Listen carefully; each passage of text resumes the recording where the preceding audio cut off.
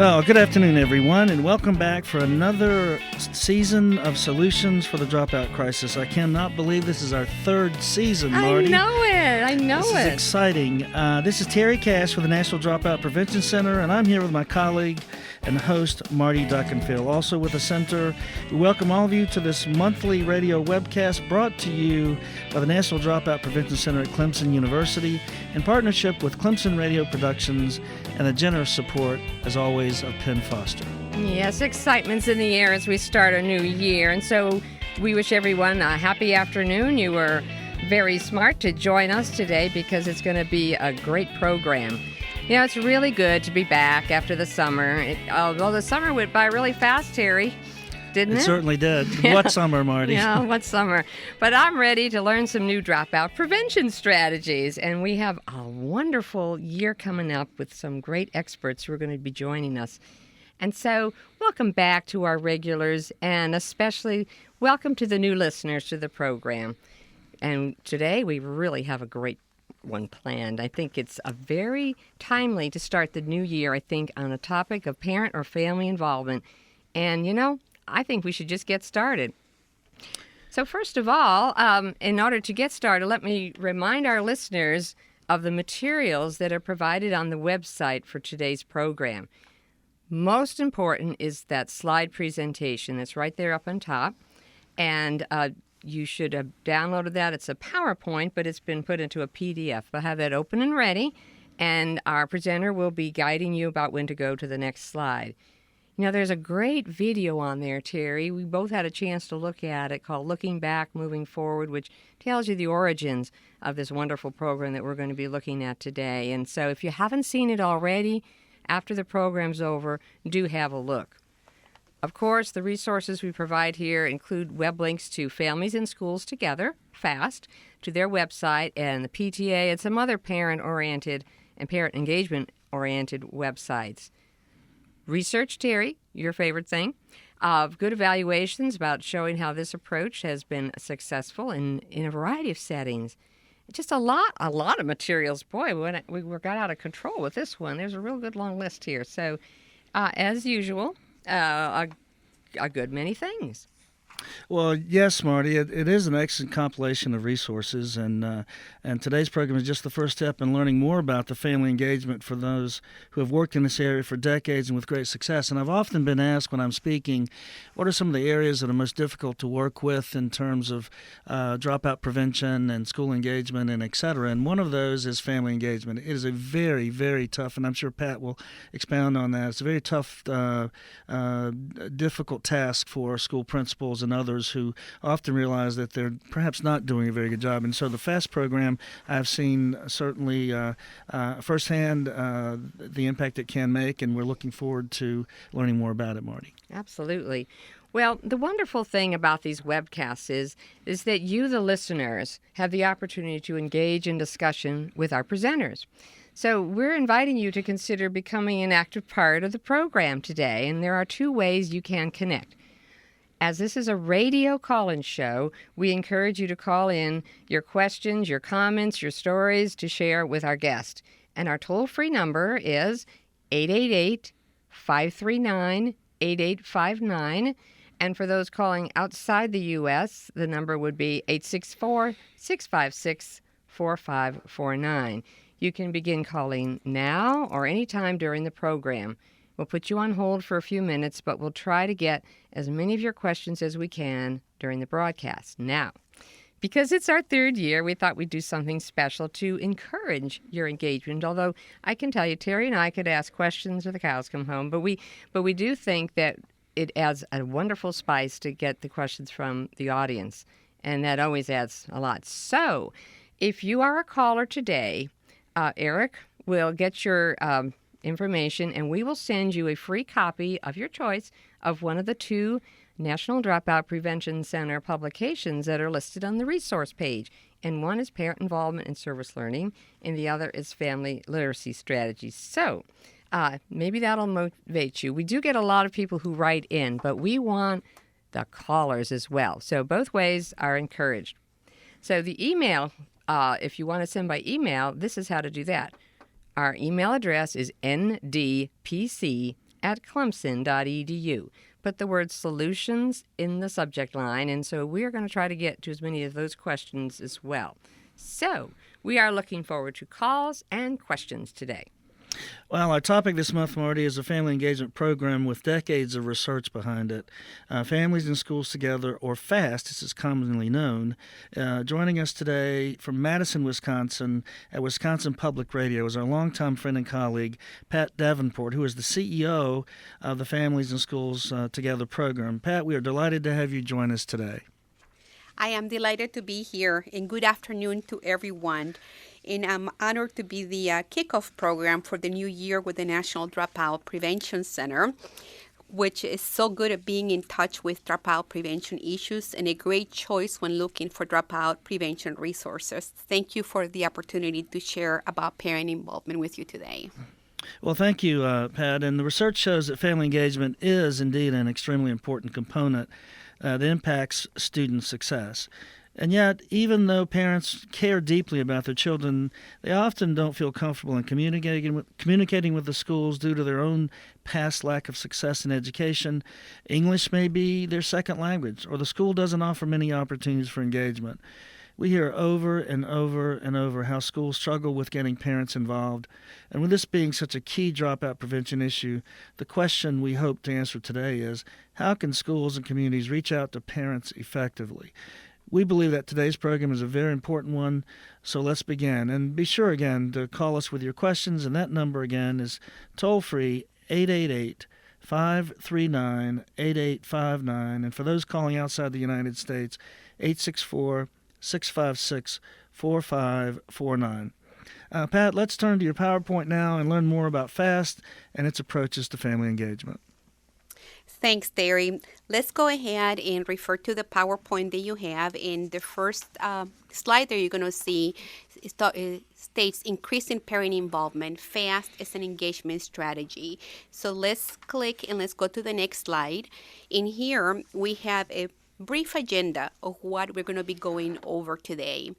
Why parent involvement matters. Defining parent involvement. It's amazing that in our field we really don't have a standard definition of what parent involvement means or what it is. So I wanted to spend a little bit of time on that. I also am going to cover about the theoretical framework, 2 types of parent involvement strategies employed by schools. Obstacles to parent involvement, strategies for increasing parent involvement, and then we can have some open discussion with callers so we can all tap into each other's resources as well. If we could go on to the next slide. The evidence is in. Parent involvement matters. Students with involved parents, no matter what their income or background, are more likely to earn higher grades and test scores and enroll in higher level programs. They pass their classes. They earn credits, they attend school regularly, have better social skills, and show improved behavior and adapt well to school. Also, parents that are more involved with their child or youth, they graduate and go on to post-secondary education. Going on to the next slide. Now, family participation in education was twice as predictive of a student's academic success as the family socioeconomic status. The more intensely parents are involved, guess what? The more beneficial the achievement affects. According to the National PTA, when parents are involved, students are more motivated, they feel better about themselves. You will see lower rates of suspension, as well as decrease of use of drugs and alcohol, and fewer instances of violent behavior. Now, schools and communities also profit. You will see higher student achievement, improved teacher morale, higher ratings of teachers by parents, more support from families, and better reputations in the community. If we could go on to the next slide. So now let's talk about defining parent involvement. There are 6 types of involvement, and this is by Joyce Epstein. And number one of the types of involvement is parenting.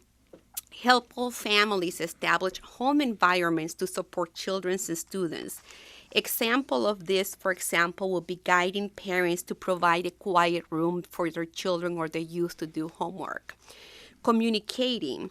Design effective forms of school-to-home and home-to-school communication about school programs and children progress. Some of these things has been things like hotlines or the ability to be able to access your school website where parents can monitor the grades and the kind of homework that their youth is turning in. Volunteering. This is a type of involvement where the school recruits and organizes parent help and support. This would be examples, so this would be specific projects such as helping at open house or help during parent-teachers conference or being room helpers. Please go to the next page. Learning at home. This will be providing information and ideas to families about how to help students at home with homework. This would be when schools, for example, send tips on how to help your youth study in different ways, better ways on how they can learn. Decision making is when you include parents in school decisions, developing parent leaders and representatives. The other type is collaborating with the community, identifying and integrating resources and services from the community to strengthen school programs, family practices, and student learning. Well, Pat, I wanted to point out to our listeners that you have provided us with Epstein's framework of 6 topics of involvement. It is the last resource, I think, listed on that pile, but I think it's excellent because it gives some sample practices for each one of these different types of involvement, which I think afterwards the listeners are going to find very useful. Exactly. So then they will be able to see what it looks like in more concrete ways. Mm-hmm. Interestingly enough, though, the PTA also has created national standards for parent-family involvement, and there are some similarities between the two. In terms of the standards, the language is very similar. Communicating, again, going to that communication between home and school. Parenting, the PTA looks at that as parenting skills are promoted and supported. Student learning, the PTA looks at this as parents playing a very critical role in assisting the student to learn. Volunteering, parents are welcome in their school and their support and assistance are sought. School decision, parents are full partners in the decisions that affect children and families. And last is collaborating with community. The way the PTA sees this, our community resources are used to strengthen schools, families, and student learning. And I believe that in all the list of resources, we also have a link to the PTA as well. Yes, we did. And, I just want to pause here for a moment because when you look at these two lists and how similar they are, you mentioned that there is no official definition or standard, but if a school or community wants to measure how well they are doing and in what ways they're doing well and in which ways they can improve, couldn't they use these tools to kind of see where they've got some holes that they need to plug? Absolutely. And they can actually go through them and decide in what ways they would like to see communication happen and then measure against those objectives that they would like to set up. Okay. Well, some great tools there for everybody just getting started here. Now, the theoretical framework, there are 2 types of parent involvement strategies with schools. And if you could think of this, like what is the focus? So one strategy is positive parent outreach from the school. The other strategy is the systemic relationship-based parent involvement partnering with the school. There is a main difference, though, between these 2 strategies. With number 1, the school is the focus. With number 2, the school is looked at as a place for parent involvement to happen. If we move on to the next slide, type 1, which is what we see so many times, school is the center of the model, who initiates the activity of engaging the parent with the resources of the school. It also makes the assumption that the work of the school should be supported by the parent. And outreach is positive, not based on a child's problem behavior or performance. Pat, principals often and teachers and others that you talked with in the field report that their efforts, they make serious efforts in this arena to work with parents and collaborate and etc. But often their efforts fall on hard ground with maybe little outcome. So maybe you're going to get into that a little bit later, or would you care to discuss it now when perhaps you have this positive parent outreach program in place, very robust, but you're just not getting the results that you anticipate? And I'll get into it a little bit more later, but I think it is how systemic are we being in our approach. Mm-hmm. Through the years, what I have learned with the work with families and schools together is that one-shot deals don't work. You need to have consistent delivery processes, micro-sequences delivered through a program where you can have encounters that are positive happening over and over again. Fragmented approaches are not usually very successful. So that's why you need to have a very comprehensive approach to parent involvement. And I can share a little bit about how this may look on strategy number 1 if you go on to the next slide. This chart here, for example, shows you that the focus really here is the school, who traditionally may send mailings, home visits, or invitations to the parent, seeking out the parent to come and attend at a school function, whether that would be an open house or rec night, and parents come. So that's one strategy. And what I usually see schools struggling when they are not able to get parents through the doors. And one thing that I would like to mention is that it's all about the relationships, Terry and Marty. Relationships, are to child development and youth development what location is to real estate. In real estate, you always hear location. For youth development, it's all about relationships. Yes. And in the type 2 is what it's about. It's about the systemic relationship-based parent involvement, where the parent is at the center of the model, and the focus is on empowering the parent to support their child or their youth. Now, many times people look at the issue of lack of parent involvement as the problem, but if you stop and think about it, it is a symptom of a problem. It is the outcome that you're getting. And through the work that we've done through the years, one thing that we have learned is that the reason why many times parents don't get involved is because they are not empowered. And you alluded to this earlier, Terry, because Exactly. either their experiences in school were not very positive, and they are coming in through these doors to a place that they don't know, but they are carrying their very own baggage. You will also see parents who are second-guessing themselves. Hey, I'm a parent. I should know these things, but I don't. What are they going to think of me? How are people going to judge me? Are my children going to be taken away from me? So parents that we want them to come through our doors at a school are basically facing all the thoughts and are at a disadvantage. So really, that's why we need to shift how we are looking at parent involvement and parent engagement.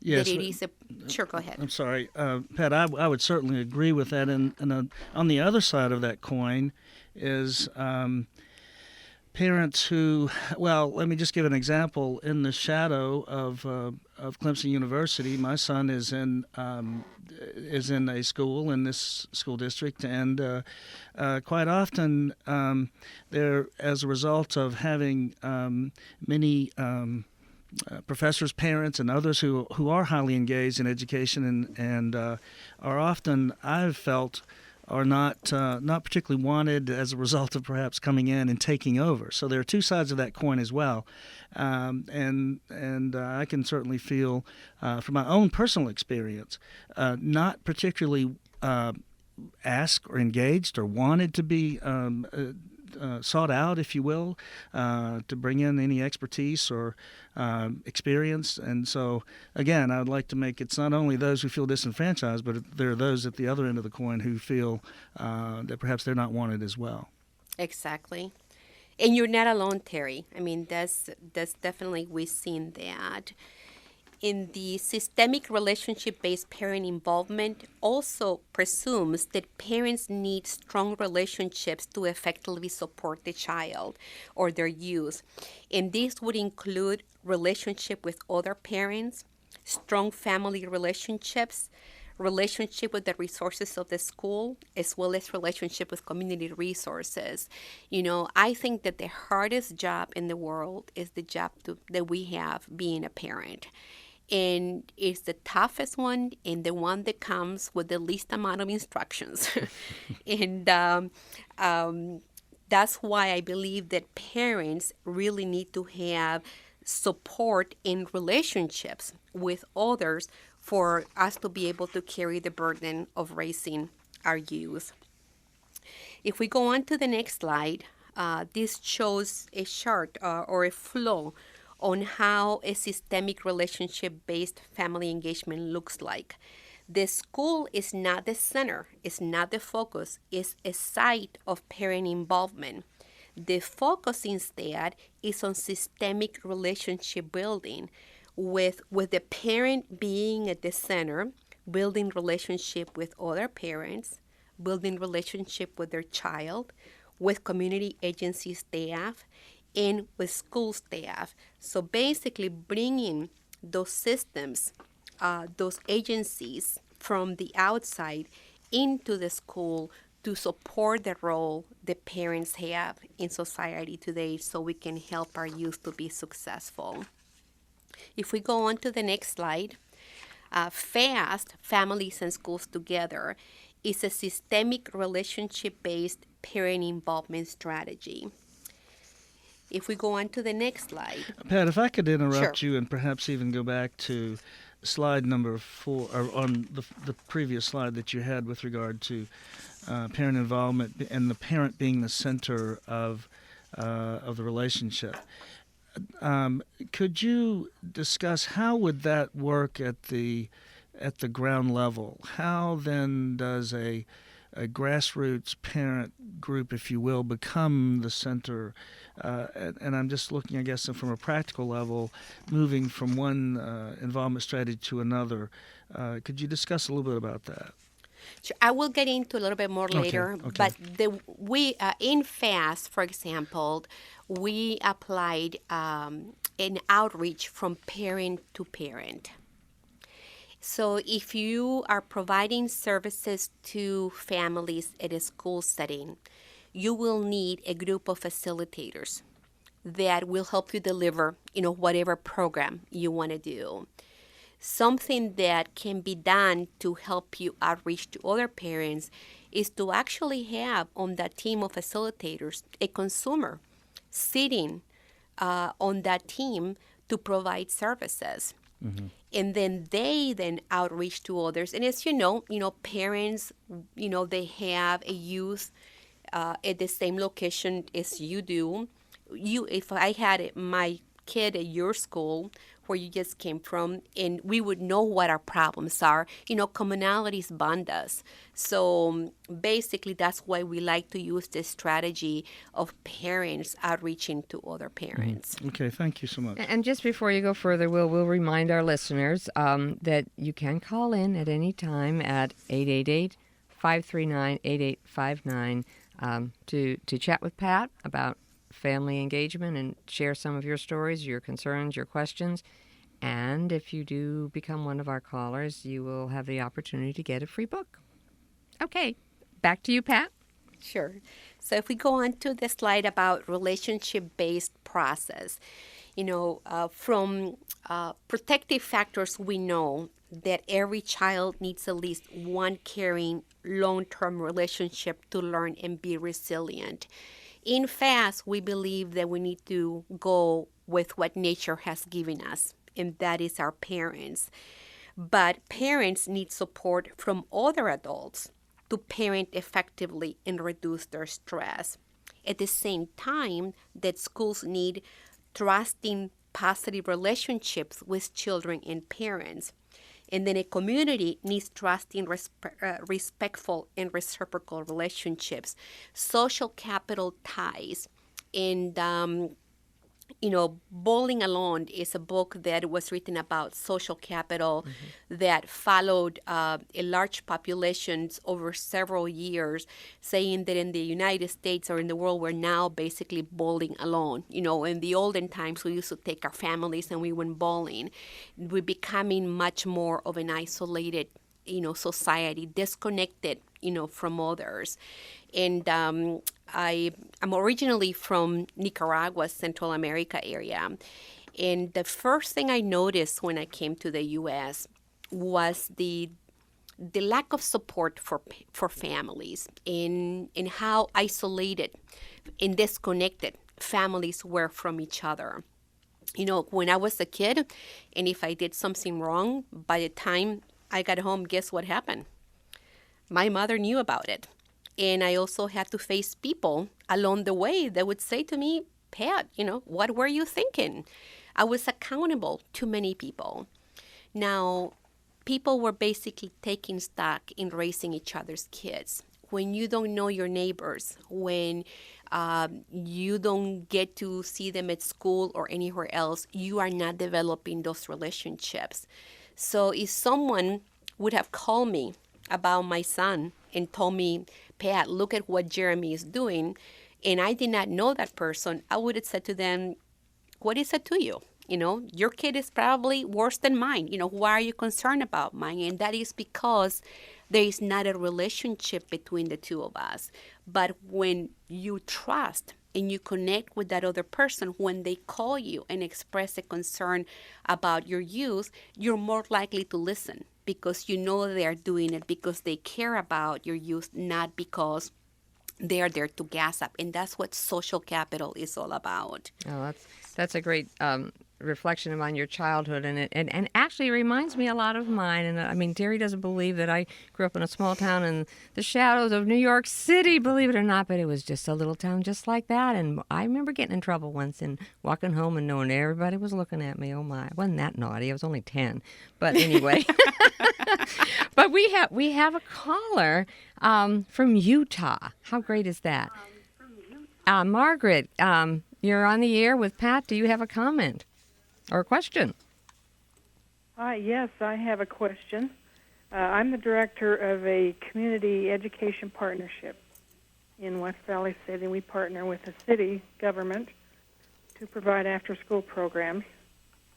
And I've been thinking for a while about doing some training of our coordinators at our schools. We have 16 programs throughout the city, which is the second largest city in Utah and adjacent to Salt Lake City. But I would like to do some parent training, and I would want kind of a different out-of-the-box approach rather than let's bring in the parents of these kids who need help or being bad or need whatever they need. A different kind of approach. Do you do any kind of training? Do you come out to sites and train people? Yes, we do. And we trained in terms of parent involvement, parent engagement through the process that we call FAST, which is Families and Schools Together. And in a little while, I'm going to get more in detail. And it is out-of-the-box thinking. And I think you'll be able to appreciate that as I get more into the actual components to give you a better sense, more along the lines of what you're looking for. Okay. I left my phone number with the person who answered. You can call me and we can set up a time. I'm working on trying to get a grant to help support this. Okay. Well, we're glad we made this connection with you, Margaret. And I know Eric will have that information. And also, you get to choose which book. I don't know if you told him, but I hope you will. And we'll move on then. Thanks so much for calling in. Appreciate it. Oh, you bet. He didn't ask which book, so I guess we better Well, start. he will. He will. He'll take care of you now. Thank you very much. Mm-hmm. Thank you, Margaret. So moving on to the next slide. With the FAST program, well, let's say you're going to do it at a school. And the way that the process goes is that you would need to form a collaborative team that comes together to work at that particular school. And one of the criteria that we have, and I mentioned this previously, Terry, is that we require that parents are partners in the process. So every team of facilitators must have a parent partner representative of the families to be served who has a youth at that school. And the team, which is this group of facilitators sample here, needs to match the ethnicity and the culture of the families that you're going to serve. We had found since 1988 that communities that respect what we call cultural representation, basically that is, if you're going to be serving diverse families, you will want to have staff that is serving the families that are also diverse. And the same thing applies to men. If you want to see men being in your programs or coming to your schools, you need to have staff that are also male. And I've seen it happen so often where I go to a community that I'm training and it's the night of the FAST program. I walk through the doors and the room is full of women. I see a dad coming through and he looks around and he says, you know what? This is the chick's place. I'm out of here. And they don't come back. Yeah. So that's why it's very important that we have a representation of who it is that you want to serve. Because no one wants to be one of a kind anywhere. I alluded to this a little bit earlier about parent-led outreach to parents. FAST uses this collaborative team with school, parents and professionals working side by side. And then they do outreach to local parents to personally invite them to come once to FAST. The person who did the outreach to the parent of the child in the school is also the parent of a child in that school. And it's at the school at FAST to welcome that parent when they come to the program. It's just like you and I, if we get invited to a Christmas party for one of our loved ones, and if we don't know anybody, what happens? We are not very comfortable going there. It's the same thing when parents are invited to come to an event at the school. They don't know anyone. So if you have a parent who outreaches to another parent and they know, hey, I'm going to be there when you show up, they at least know one person when they come. And again, helping diffuse that anxiety when people are coming to the schools. Going on to the next slide. This is a quote from a Texas school board member that said that the key to parental involvement success has been direct personal relationships created by parent involvement staff and families of all students. Again, going back to the issue that is all about relationships. Going on to the next slide. Now, how do we get parent involvement? We offer a parent-led structure for the school to offer opportunities to build strong, respectful relationship with parents in just 10 weeks multifamily group meetings. Basically, what that means is that you may have 20 to 50 families, 100 families that come to that night, and you'll need large rooms to accommodate them. And the family brings their entire family to the program. So it's not just the primary caregiver and the youth. If there are siblings in that household, aunties, uncles, or grandparents, they would also get to come and attend the program. Relationships are built with repeated fun activities and participatory encounters. Through the entire FAST program, even though every single activity is research-based, and we know we will get the outcomes, there are no lectures. Everything is experiential. And the reason why it's done that way when Dr. Lynn McDonald created the program was because when you're listening the way you're right now, you're probably only going to retain 10%. But if you're using all of your senses, you're moving, you're hearing, you're watching, you're touching, you are more likely to retain 90% of the information you're receiving. So when families come to the FAST program, they are never lectured. And usually what we find is that when I talk to parents, they don't want to go to a boring session. They want to go and have fun. So Lynn basically has created this marvelous program where it's fun to be at, and parents are not bored, and then they are creating relationships and building social capital at the same time. Pat, who typically would be staff members at the school level to participate in these parent-led structure programs? That's a great question there. It varies by school. A lot of it depends on the staffing at that particular site. Usually we have seen social workers be one of the FAST team facilitators. We also have seen the teachers participate as well, or student services staff or youth counselors. So it really depends on the school, who that person is. Mm-hmm. Did that make sense? It did. Thank you so much. That was a great answer. Thank you. Well, in my mind, it just seems to make so much more sense to be doing things that are fun.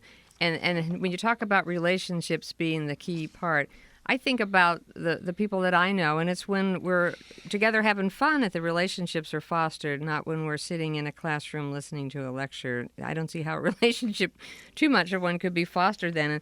And that does speak volumes for other settings like school. So I don't have to interrupt you once again. We do have a caller from Carson City, Nevada, who is Peggy. So Peggy, welcome to Solutions, and what have you got to share with us and share with Pat today? Well, thank you so much for taking my call. I am with the ESL in-home program of Northern Nevada. We are located in Carson City. And we have found that with the ESL in-home program, and this is for adults where we have a one-on-one tutor that goes to the student's home, that this has been a very successful program in teaching English to the non-English speaking community. And especially where there are children in home, the parents are now able to communicate with their children about what's going on in school. They're able to participate with the programs. They're also able now to communicate with the teachers and other school staff. We also found that when we do have a student who has children at home, that if we can encourage the children to participate and help mom or dad with their English lessons, that they take that, accept that buy-in, and become more participatory with everybody's learning, and it becomes a real family event. Everybody's learning something together. So it's been a wonderful program, and we encourage with the schools to take a look at working with the ESL programs. Mm-hmm. And I'll take any other comments offline. All right. Well, it's nice of you to share that. In relationships again, and families together is good to hear that, Pat, isn't it? Yes, it is. And I like that she made this goal and to raise awareness about the ESL programs and how they exist and how they are there. Because one of the things that we always hear are about we may not be able to communicate with the parents, but if you're able to partner with an ESL program like the one that Peggy is involved with, you definitely could have someone like from her organization be one of the team facilitators in a program like ours. Mm-hmm. Okay, well, let's move on, Pat, I think. Sure. And, you were talking about how relationships are developed when the fun is happening. Yeah. Well, we've been measuring how many dosages does it take to see the change happen in people's life. Okay. And basically, it takes 6 weekly doses to be able to see change with parents and school personnel for trusting relationships to develop. Mm-hmm. And it's through those micro sequences and encounters that happen through that FAST process when you see those relationships flourish. So if we can go on to the next slide. Now, At FAST, parents keep coming back. Of those parents that come once to FAST, 80% on average complete six sessions and graduate. In Canada and Australia, we actually have a higher retention rate. It's a 90% versus 80% in the U.S. We also see that graduated FAST parents participate in school offered activities and become parent leaders and attend the PTA. Interestingly enough, when I was involved with FAST myself in Illinois, many schools whose PTA became extinct were revived again by our FAST parent graduates in partnership with the schools. Basically, those relationships help parents find their voices and they become the primary advocate in their child's life. So those are changes that we see how parents keep coming back. We also see the graduated FAST parents continue to meet on a monthly basis after the program ends to a group that is called FAST Works. Pat, could you, I was looking on your website, and you have certainly a lot more information on that, but very briefly, could you just elaborate a little bit on FAST Works? Sure. For the middle school FAST version, the program is 10 weeks, where the families come with their youth one time a week for 10 weeks. Well, what ends up happening is that as the parents develop those relationships with each other and the program comes to an end, they begin to wonder, am I going to continue to see people, that I'm developing these great relationships with? Mm-hmm. And then we provide that venue by doing FAST Works, where instead of meeting weekly, the parents meet monthly. And from those monthly meetings, they decide what they want to do. So, for example, they may want to have coffee with the principal this month and talk about something that may be going on that matters to that school, and that could be their FAST Works activity. So it really varies by school and by parents group on how those FAST Works group look like, because there is a shift in power. Usually during the 10 weeks of the program, the FAST team is the one who orchestrates and arranges everything for the families as they come. When we move into the FAST Works, the shift in power moves to the parents, and then they are the ones who decide what the agenda looks like and what the activities will be. Oh, thank you so much. Sure. So if we move on to the next slide, I wanted to touch lightly on what the program goals are. And one of our goals is to enhance family functioning. We want to see the families to bond and connect with each other.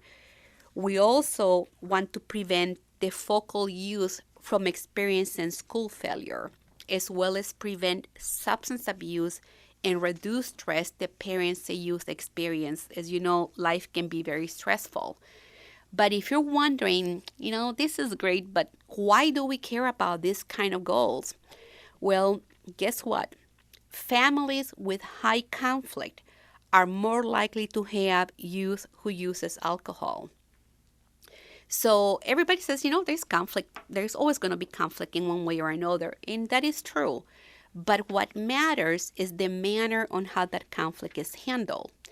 If you have a youth who is apprehensive to express how he or she feels to her parents due to the fear of retaliation or because she or he may be reprimanded, that youth is going to be very conflicted and he's not going to feel like speaking up.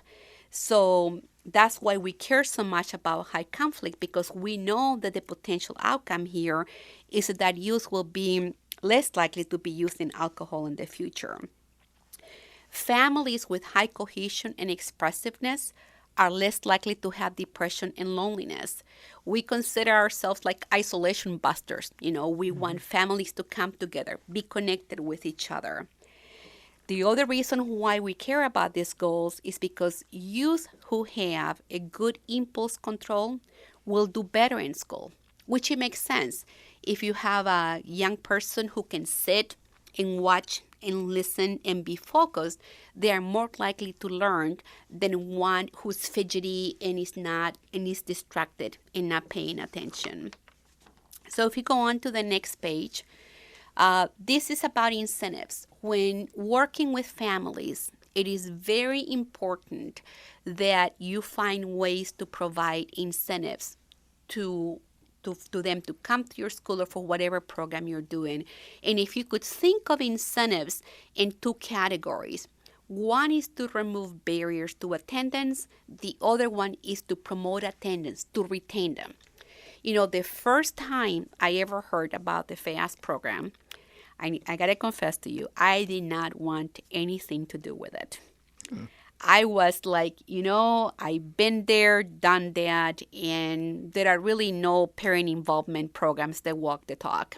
And at the time, I was in Illinois, being the director of a nonprofit, and I worked with schools that I used to broker services based on what they needed. And the thing you always heard was, we want parent involvement. We need that.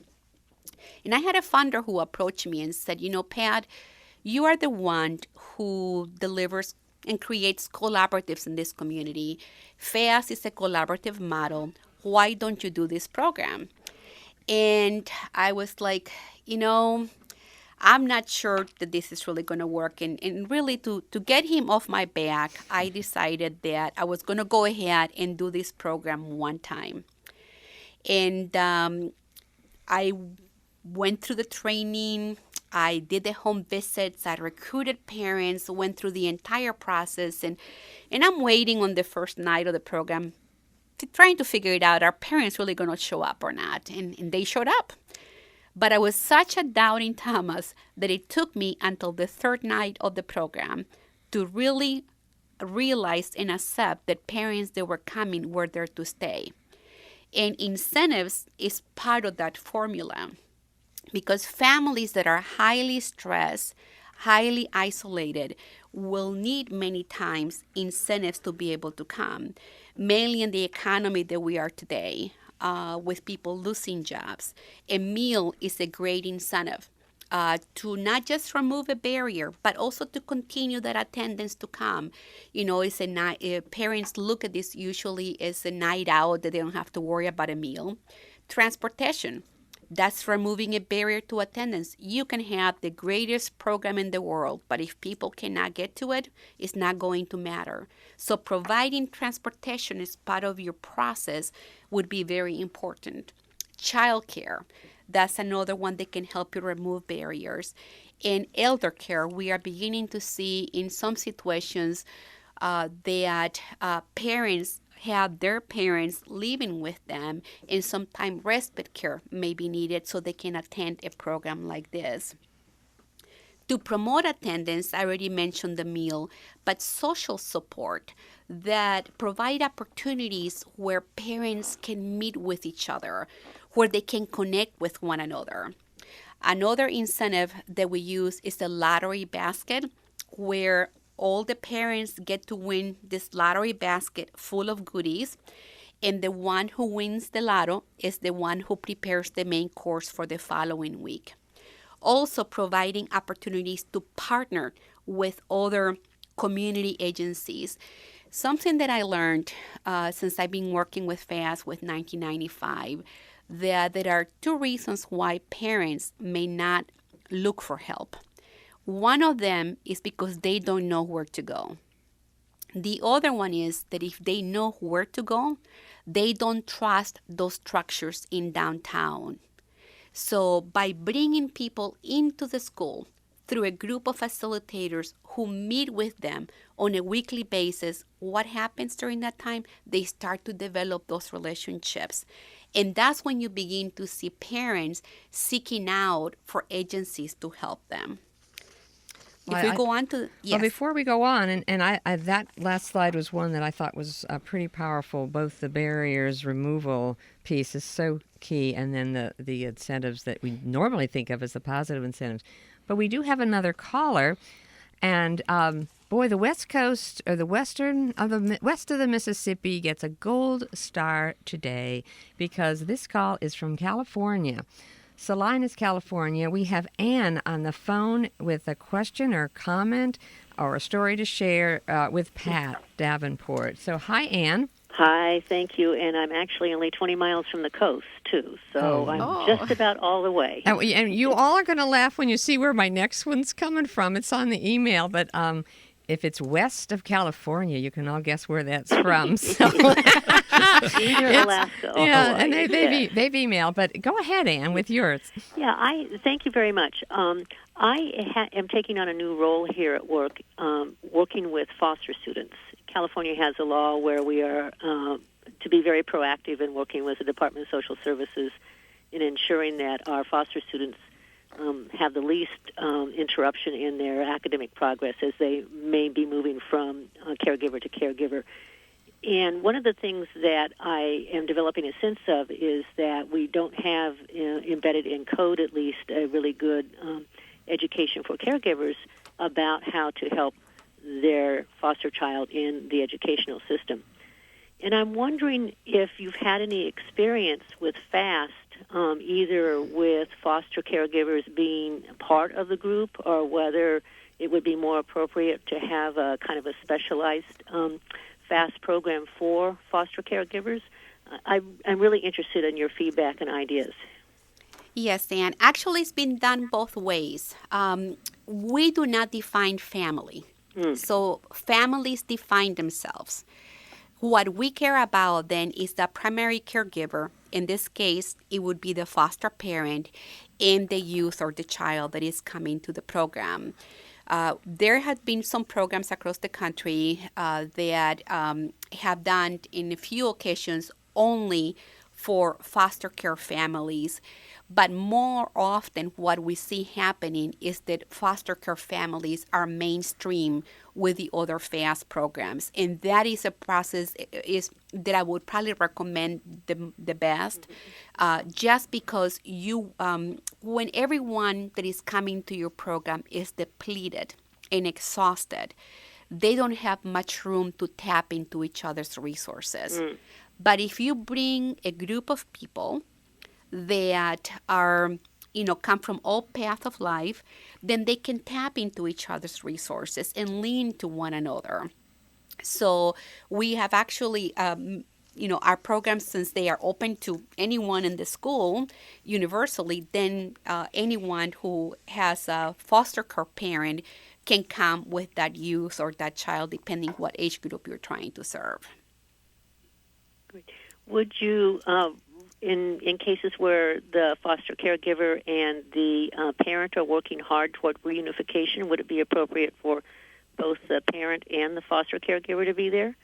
Definitely. We would want to help in any way possible to make that happen. Thank you very much. Well, thank you, Ann. And that does bring up something we were talking about earlier, because we were chatting with Pat where she'd been and recently, and the settings for FAST are varied then with different population groups. And you mentioned working with the juvenile justice system. Just if you could just give 30 seconds to that, I think that would expand the thinking of our listeners as well. Yeah, we are having right now a conversation with Department of Youth Services in Missouri, who are looking at bringing the FAST program at youth centers. Youth that have been, who have to be there for a year or 2 years, depending on what their sentence is. And we are working right now in that process. And FAST has been implemented in many settings, many locations, many cultures, many different social classes, all the way from, highly stressed families to privileged communities. And that is because the local people are the ones that help us deliver the program. And they are the ones who will tell us, yes, this is going to work, or no, it isn't. And then we work with the local team to implement it based on what the needs are. And that's what we're doing right now in Missouri, working with the facility and the youth personnel on what will be the best way to do this. And the question I had, which was from Honolulu, Hawaii, was actually a different setting again. And forgive me if I get the name wrong. And I know Bob Franco, forgive me if I say the name of your community college wrong, but it's Kapolani Community College, and it's from Nari Oku, who is talking about their community college having a focus on K-12 outreach. So they have a STEM program which focuses on bringing bridges and pathways for student success as K-12 students transition into college. And she's saying it almost seems that when students transition to college, they experience a sudden loss of parent involvement in their academics. So the question is, should a major goal in our college outreach programs for retention and bridging strategies into K-12 be to support and ready students for this sudden loss, or should it be to strengthen parent involvement, at least through a child's first year of college? And there's a thank you and aloha in her signature. Love it. Well, what do you think about that, Pat and Terry? You know, I think both of you are engaged in these kinds of areas of higher ed and K-12, and the parent involvement piece, following the student and preparing them for all of a sudden being on their own. Terry, you want to give an factor? Sure, I would be happy to weigh in on this. I think often that's the typical notion is that our kids go off to college and we leave them at the door, and we pick them up 4 years later, and hopefully they will do well. We hope we do. Yes, we hope that we pick them up 4 years later. However, as you well know, there's been a trend and research-based trend over the past few years to develop not only 4-year plans for students, but 6-year plans as well. And it's interesting, it's quite interesting that we have this call, or at least this question, because it's one that probably it's not thought of very much. It's not thought of what should we be doing to foster. We assume that parents are engaged, concerned, knowledgeable, and et cetera with their child's experience in college, but it's not always the case. And so I think it's very timely to ask that question, and I'd be interested in hearing your comments, Pat, in terms of what experience you've had with your organization at this level, and perhaps how it could be addressed. You know, we haven't had, our experience at the college level has been limited. It has been primarily at the high school level. From my own, perspective and what I do hear, youth talking about and parents is that, their freshman year in college to them is a very lonesome year, full of transitions. So I am with him in terms of, that this should really be trying to find a way to strengthening the relationships, at least into that freshman year with the student. Mm-hmm. Okay, well, let's move on. We've got some other questions that are piling up, but I think it's time that we got into more details about FAST first. I think that would be important. Now, there are several versions of FAST. We do what is called Baby FAST. They started primarily targeting, at that time, teen parents. We also have early childhood or pre-K, Kids FAST, which is for the elementary school age, middle school, and high school. Now, each FAST version is different because it is based on the different stages of child development. So, for example, the needs of a baby developmentally are going to be very different from the developmental needs of a middle school student. A middle school doesn't want to be seen with their parents at school. I have a son who's now 31 years old, and when he was in middle school, the last thing he wanted to see was his mother at school. I had to drop him 2 blocks away from the school. So he wouldn't be seeing with me. On the other hand, his friends that he was close to, they had no problems with me dropping them off, but Jeremy did. And that's because to them, their peers near to them and farther away from them and what other peers think of them is very important to them. So in middle school, we go about recruiting parents very differently than we do in the earlier ages. So in middle school, we recruit through the youth. We know the youth like to be together, hanging out, chilling, listening to music, eating, and they like to be together. So to meet that need that they have, we have created, as part of our process, a 14-week youth rap group. And that group is kind of like the carrot, and the group belongs to the youth. And the curriculum that is covered during that 1 hour a week meeting, it is based on the interest of the youth. I'll give you an example. One of the sites that I was working with a while back, I had the middle school where the youth, they wanted to learn study circles. And study circles basically is a curriculum on racial dialogue, talking about issues of race. And they wanted to be trained as facilitators. And that's what they wanted to do during that youth group. At the end of the program, what they were after was that they wanted to hold a discussion group about race with their teachers. That youth group, those kids did not miss one single session. Now, the catch was that in order for them to stay in this cool youth group, they had to bring their parents at night. So it was kind of like the carrot that in order for you to stay in this youth group, you must bring your parents to the FAST program at night. Some communities have actually taken a little bit step farther with incentives, and there are pros and cons to this. So it's decided at the local level how that is done, where some communities will give the youth $10, for example, for every night that they bring their parents to FAST. And in some ways, it's kind of like helping them save face, I'll come into this parent program because I can stay in this youth group. And it really matters to me that I stay there because it's a cool group. So that's how we do the recruitment process. We begin by recruiting the youth first. And then the youth is the one who then help us schedule the appointments with the parents for the home visits. And the youth group begins to meet about 4 to 5 weeks before the family nights begin, so then they can help us with the process of recruitment. So this Does that make explains, sense? yes, with the 14 weeks, the first 4 weeks are the youth, and then you have your 10-week program following that. Is that what you're saying? Exactly. I see. Yes. Mm-hmm.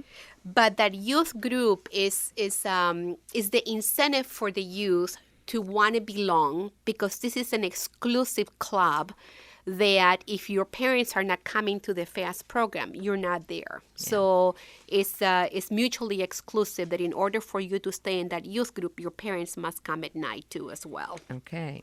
Well, are we ready to move on to the next? I see we have a lot Yes. of picture things here, and because of time, Yes. let's be quick with those because you got some really Sure. interesting stuff after that as well. The next page basically just has kind of an overview of what happens during the 2.5 hours, one time a week for the 10 weeks of the program. The first block of time takes about an hour approximately, and that's when the families are sitting at their own family table.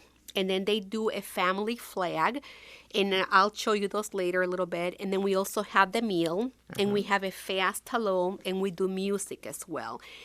Again, even though this just seems like fun activities, the way on how they are delivered, based on the research, we get the outcomes that you are looking for. Mm-hmm. After that is done, we divide up into peer group times. Parents go and do their own parents' time. The youth go and do their own youth group at the parents' program. And then the kids, the siblings, because at FAST everybody gets to come, then the kids go and have their kids' time. During parents' time, what happens during the first 15 minutes is that parents are paired up. And for 7 minutes, one speaks and the other person listens, and then they switch. Once they are done with body time, they move into a parent self-help group where they get to talk about any issues they want to discuss. Things like challenges raising kids today, difficulty disciplining your children, how to communicate better with school, you name it. Whatever the parents want to discuss, that's what happens during that time. While the parents are here, the youth are trying to come up with one topic they're going to talk to their parents about during the one-to-one time. The topics vary by group, It could be about curfew. It could be about allowances, friends, you name it. The key is that they need to come through a democratic process where they will make a decision on one single subject. Once a decision is reached, the youth group person runs to the parents' time and tells the parents the youth decided that tonight they want to talk about curfew.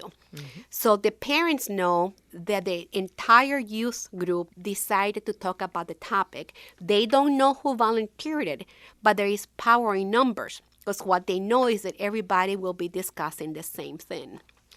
So during that one-to-one time, the focal youth and the parents spend 15 minutes of their time of uninterrupted time where they get to discuss the topic about curfew. And it's a process of opening communication lines. When that is done, the families go back to their table where they do a game, we do the lottery basket, and then we close at the end with announcements and reigns. And if we go on to the next page, I want to share with you, this is a family flag that was created by the family when the parents come to FAST, and through the recruitment process, when we do the home visiting, we inform them that they are in charge of their families. And we practice, based on the brain research, we do what is called embedded compliance request. Basically, what that means, if I'm in a large room, traditionally what you'll see happening that there is an MC at the front making announcements. In FAST, we don't do that. If I am a team member running the program, I will come to this family and I will go to dad or mom, give the instructions to them, and they in turn give the instructions to their children or to their youth. And the reason for that is the brain research states that it takes 300 repetitions to learn new behaviors. So Lynn has changed the entire program where 300 times we are helping the parents practice making requests of their youth and helping the youth comply. That translates into a more obedient youth, which in the classroom translates to one that will listen to their teacher better. Now, the family flag activity is done at the table, and everyone gets to select one item that represents them. They place it on the flag, and they talk about why they selected that item, and the flag is left behind every week. When the family sign in, they pick it up, they select a table, and then that's where they sit. And that's such a great identity. And I've been looking through, as probably some of our listeners have, all these pictures of the components you've just described. And if we could, because of time, move to the one that says rain, because I think you've described the process so far with the other pictures. And I'm wondering, what's this rain thing we have here at the end of the pictures? Sure. Rain, youth or kids of any age, they like rituals. And rain is basically the way that it works is the whole group gets in a circle and announcements are made, and then a person starts a movement and passes it on to the next, and then just keeps passing it on until a new one is given to them. And as the movements are being made, the sound of rain comes up.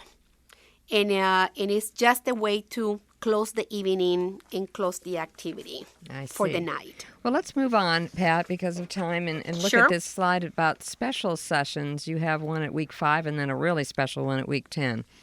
There are 2 special sessions during the 10-week program. One of them is on week 5, which is the only time that a lecture happens during the program, where someone specialized in an area of interest to the parents and the team of facilitators come and speaks about.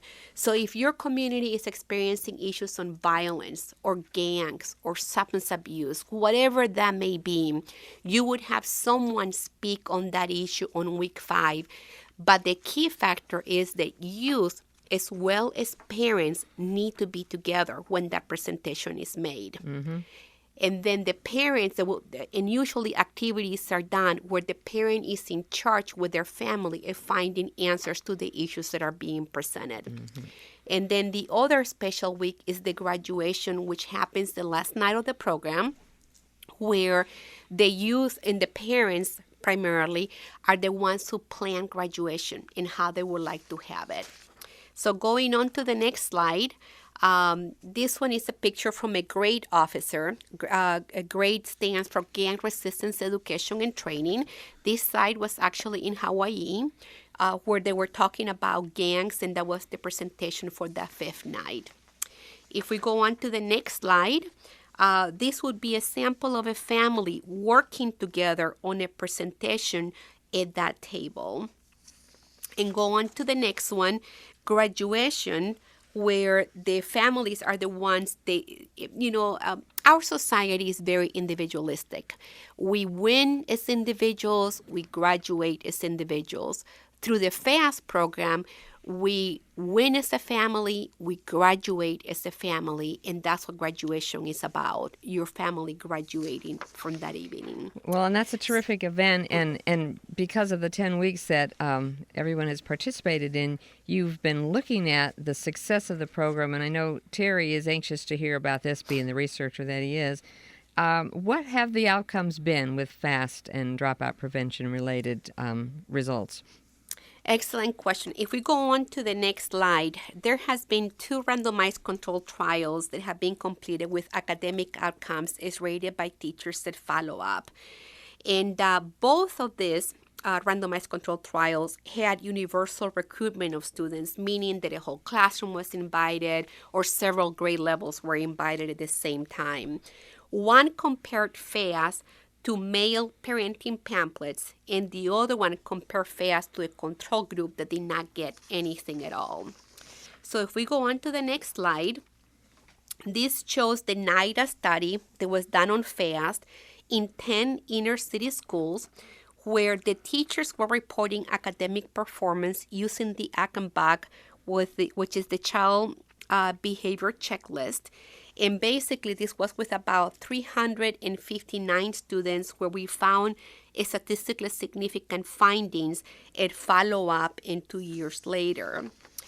If we go on to the next one, which was another study, the OERI, which was a study of FAST in rural American Indian schools, where teachers' ratings of academic competence, this group was a total of 54. We again saw statistically significant findings in the program when we were doing this project. In terms of youth strengths and difficulties, going on to the next page, this is a questionnaire where parents reported improvement of pro-social behaviors, emotional symptoms, and these would be improvements for the youth, okay? Where parents reported a 44% on pro-social behaviors, 49% in emotional symptoms, 46% improvement in conduct problems, 48% improvement in hyperactivity, 43% improvement in peer problems, with a 63% total on difficulties. Going to the next slide, titled Parent Involvement in Education, this questionnaire, where the parents reported a 52% parent-school involvement, as well as 47% parent-to-school contact, 43% school-to-parent contact, with a total parent involvement of 56%. We wanted to see here, is the parent more involved in the school? Is the parent contacting the school more? And is the school contacting the parent more? And these increases in parental involvement in school are likely to result in greater academic success of FAST youth. Well, that's great data. And a question had come in earlier that I thought I might hold until a point at which we are at right now, and that's the role of the principal. Have you done any studies to see if the principal is showing great leadership in establishing this kind of program, or can you just, from your observations, share whether their role is key, or is really the role not as key as one might think? What's the story? Well, we've been tracking it over the years since 1988, which is when the first FAST program was ever run. Schools that have the principal support are by far more likely to succeed than schools that do not have principal support. Okay, well, there's our answer. Yes. Now, in terms of actual involvement, all we ask from a principal is to please come the first night to welcome the families and to please be there on graduation night to hand out certificates to their families. So they are not required to be there, the 10 weeks of the program and be involved in those other details, but their backing is definitely crucial. Okay. Well, thank you for getting to that question. Okay, we're moving toward the end here, and this is a very important slide coming up, I think, the one about obstacles. Yes. Yes. Obstacles to parent involvement. What we have seen and hear from people is that there is a perception out there that low-income parents and single parents will not or cannot spend as much time helping their children as middle-class parents. And I challenge you to think from an asset-based thinking versus a deficiency-based thinking by expecting the best from parents versus expecting the worst from them, and how we perceive that. Another obstacle that we hear often are language barriers between parents and staff.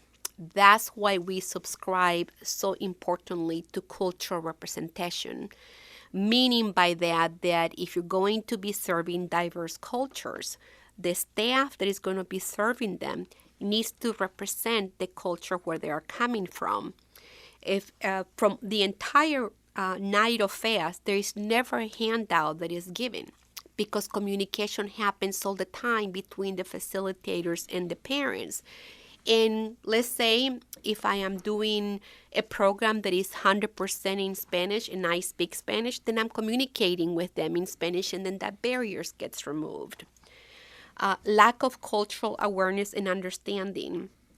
There needs to be a way on how people can come together to look on how you're implementing something and whether it's going to be effective or not with the culture that you're working with. I'll give you an example. I was in Hawaii training a team, and our fast hello is a big swing from left to right, and we say hello fast families. And I'm training a team in Waialua. And they looked at me like I had just stepped out of a UFO, and they said to me, Pat, no one is going to do that here. And I said, well, tell me why not? And they said, well, number one, we usually don't say hello. We say aloha. And we don't wave our hands like that. We do the chaka. So they ended up coming up with their very own aloha fast families. Again, we tailor it to being respectful of that culture. Right. There is also the perception that the older a child becomes, the less they need parent involvement in their school. And is that air color that we had earlier, I think is so much the opposite. I think that the older they get, actually, they continue to need you more and more. And Pat, I've been fascinated by that question from our earlier listener with regard to post-secondary parental involvement, and have been sitting here thinking perhaps an electronic version of FAST would be appropriate at that level. Because they would probably like it. Oh, that's the world they live in, that's for sure. Okay. Very true. Oh, my. Well, so do you feel like you've addressed all those issues right there? I wanted to move on to our final slides here about the obstacles. I think the discussions you've had on there have really, in my mind, clarified a lot of those obstacles. Another thought that, in terms of, if there are language barriers, sometimes providing translation services at meetings would be very helpful. Mm-hmm. Many times some schools use a buddy system where they may have a parent that is bilingual that may speak both languages, and then they pair them up with a parent who's monolingual. And then in that way, they're able to translate for them. Also providing translation for parent-teacher conference and other school activities. Forming parent committees to address some of the issues that are concerning at that school. Showcase local culture at special school events. Creating flyers and posters that highlight the importance of parent involvement and communicating with parents often. I just think that again, it's all about those relationships, and that's what it goes back to. And relationships don't develop overnight. It takes time, and there needs to be resources allocated to that end. Right. And going to the last, second to the last slide, there is a Connecticut principle that he has a quote here that I think is very timely, where he says, "It doesn't matter how many structured activities a school creates, parents must feel welcome, accepted, respected, and validated at their school and by school leaders." So I would like to leave you with that thought in mind. And the last slide has my contact information with my email as well as our website in case you would like any more information. And you can also reach me at 608 area code 213-9557, and I'll be happy to answer any questions you may have outside this webcast. Well, I'm glad you gave that invitation because I've had a slew of emails that we just don't have time for, and I'm going to forward all of those. Those of you who are listening and you didn't hear your question, I'm going to forward all those to Pat, but feel free also to contact her directly. So, Pat, you're going to hear from some folks who have been truly stimulated by this conversation. Well, I think we've certainly provided our listeners with the answers to many of the questions about engaging parents and families in their child's schooling. It's been a wonderfully informative program today, Pat, and there are many other areas we could explore. However, we are at the end of our time today. We have certainly had a valuable hour learning more about the FAST program. The results are indeed impressive. We know our listeners who are considering family engagement approaches have truly learned from your expertise, and Pat, we really appreciate your taking the time to be with all of our listeners today. Well, and I want to add my thanks as well. I mean, some of the two words that stand out in my mind after listening to this last hour plus really have been relationships for sure. I think we got that one, and how key that is. And also the empowerment of parents and young people to become leaders in their schools and their communities through programs such as this, where they are given those opportunities and ways to come about it. So this has been a terrific starting point for learning more about family and parent engagement. I think we've really taken 10 steps forward, all of us who were able to listen today. So, Pat, thank you for providing us with this wonderful solution today.